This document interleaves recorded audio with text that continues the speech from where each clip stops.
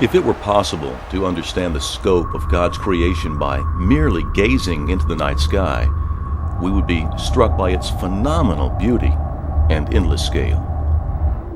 But the planets, stars, suns, and moons are uncountable, and their beauty is nothing less than confounding.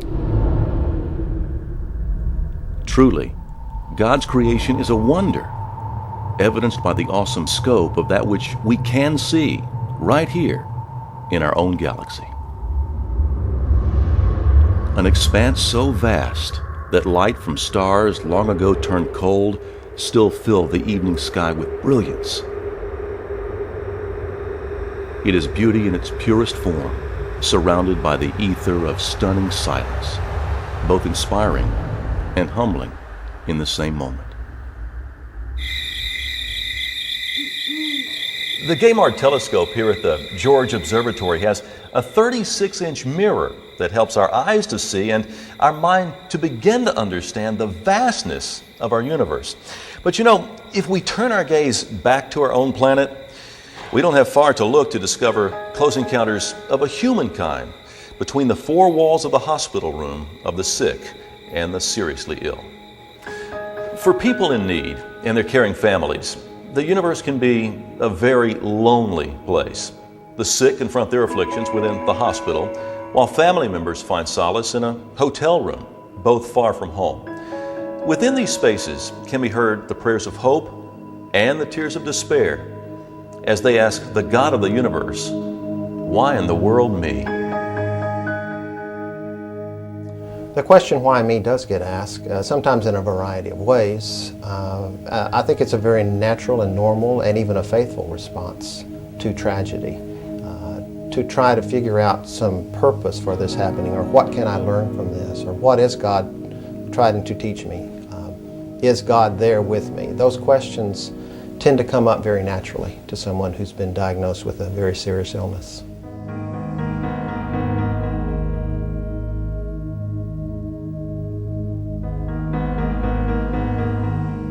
Inside the walls of the 13 hospitals that make up the Texas Medical Center in Houston, Texas, the volunteers and staff of Lifeline Chaplaincy illuminate patients' rooms with God's warmth and love. It began in 1968 when Marie Bannister discovered during visitation that delivering hand-sewn pillows to seriously ill patients created a unique connection. Each time I'd go down, mothers would meet me at the elevator. They knew what day I was coming. And they knew they wanted a pillow for their child, if they could get a pillow for their child. From the 60s, I soon found out she had been consistently making visits, connecting with patients from all over the world, doing quiet but steady things that helped us to build a foundation that eventually became Lifeline Chaplaincy in all the ways that it is now. Lifeline Chaplaincy has three areas of focus: pastoral care through the hands-on visitation of the sick, benevolence through the ministry of compassionate touch, and education and training of new chaplains and volunteers. In the next few minutes, we will take a look at Lifeline Chaplaincy and its focus in more detail. We'll also learn why it is an important part of the healing process for so many whose entire universe has become just a small room on a tiny planet within God's expansive creation.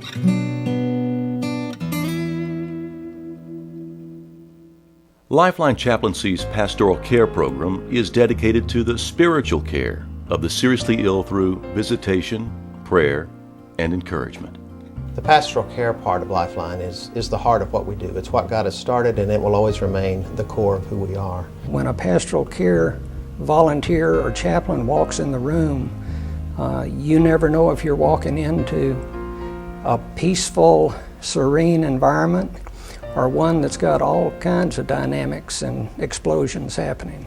I visited with many people who had no loved ones with them, and they had no one there to talk to, or uncomfortable about talking with their loved ones. And they also tell us, they get into the part about their religion, and they'll say, well, I have not gone to church in a while. And that's like bringing God back into their life. Lifeline's benevolence program is called Compassionate Touch and serves the needs of the seriously ill and their families. The majority of our patients come here not expecting anything, but are in need of everything. They come with no clothes, they come with no money. Really, the only thing they care about is getting their child to the hospital in the middle of the night. Being able to help with basic needs like parking or food or housing, it's pivotal for a lot of people because they can't sometimes even think beyond their problem, their health problem, before they get this other problem solved. Then reality does start to set in, and they realize we don't have money to pay for parking, we don't have money to pay for food, we don't have a place to stay. So when we're able to teach them and to educate them about them and let them know that Compassionate Touch is here to assist you, and they are willing to accept it. And we've seen that over and over, where that one night or that 1 week in the hotel room as a gift that they don't have to worry about frees them then to concentrate on the more important things, and that is the health of the patient. Lifeline Chaplaincy does, the social worker tells me all the time when they give me a call. They say, Rose, we need you. I asked someone the other day, what did we do? I've been with Methodist for 8 years. What did we do before there was Lifeline Chaplaincy? And we really can't remember what we did. We really don't know what we did, and I guess the good news is we don't have to worry about that.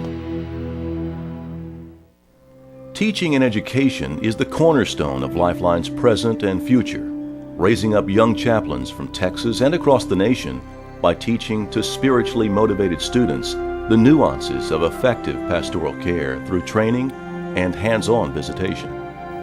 When there's a situation involving pain or crisis and other people want to run away, the folks who are drawn to our internship tend to want to go toward that pain. For whatever reason, we tend to turn away from suffering, tend to walk the other direction, but suffering is part of what it means to be human. And I think that is what we do here. We provide the connection, the human connection that every person needs. And I think that's vitally important to surviving as a human. Hopelessness, or when it feels like hopelessness, that's where I think just the human heart and God is able to shine through humans and bring hope into those situations. And I think that's really a testament of who God is. Like, He likes to take death and turn it into life. You're there for the patient, but you're also very much there for the family. And I feel that if you can walk in and share those moments and help them make that journey, it's just a sacred moment.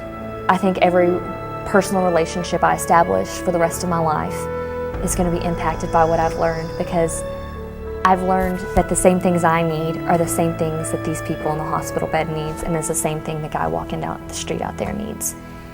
And by knowing that, I can offer that to people and I can really help serve them. You've heard from people within the institutions, social workers and others, how important it's been. Every patient is an individual, and that the 45,000 patients and their family members who come every day have the kinds of needs that Lifeline helps them to meet. The fact that there's a working together, that I'm not competing with Virgil. Social work isn't competing with me. Social work isn't competing with it isn't like who's going to get it, who gets the credit for it. It's a case of a beautiful mosaic of different colors that show that everything can blend together. This is an exciting and unique ministry. To see generous people generous with their time, with their own sense of presence, with their finances, who give of themselves so that others will be served. And I don't know of any other way to say it than it's just affirming. It's a blessing to be affiliated with a ministry like Lifeline Chaplaincy. To take care of patients, it isn't just about visiting them. If you can't visit them, you can do like the Good Samaritan. If you can't be there to take care of them, you can support those that do. And that's as much as being part of the ministry as actually being there yourself. I get scared for our families if I thought that I couldn't find help for them. And I get scared for myself because that same situation or something similar could happen to me. And I would want to know that there would be someone that would help me. Lifeline continues because of the financial support of people like you and the tireless efforts of those who believe in this ministry. Volunteers and supporters are the true stars of Lifeline, people who have given their time, their talent, and their money to others in need. Some of our stars have recently passed on, yet their work, their compassion, and their light will never fade.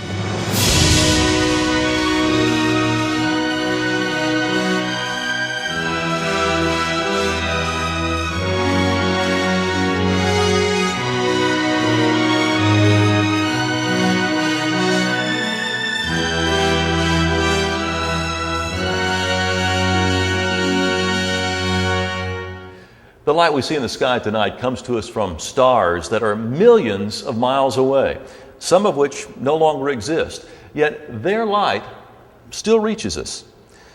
You know, it really is the same with giving, whether it's your time, your talent, or your financial support of this ministry. That gift travels through time, and it's never ending. Because when we give of ourselves, we give not just for today, but for those in need far into the future. Who knows, long after the visit has been made or the gift given, who will feel the warmth of that light?